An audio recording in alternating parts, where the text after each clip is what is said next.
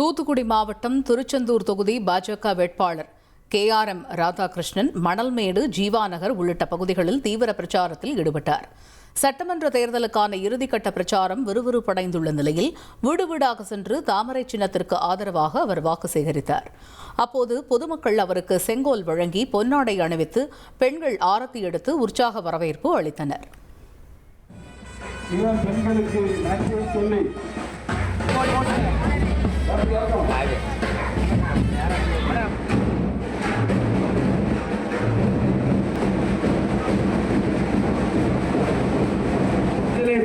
தாருங்கள் என்று இதோ எனக்கு வாக்களித்தால் என்னை வெற்றி பெறுகின்ற வாக்குகளை கேட்டு இதோ உங்கள் முன்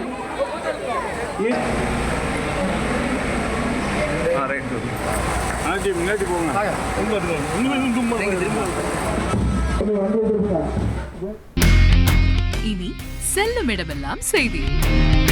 தந்தி டிவியின் வாட்ஸ்அப் சேனலை ஃபாலோ பண்ணினா செல்லருக்கும் இடமெல்லாம் செய்தி. இதோ QR கோட் இப்பவே ஸ்கேன் பண்ணுங்க, ஃபாலோ பண்ணுங்க.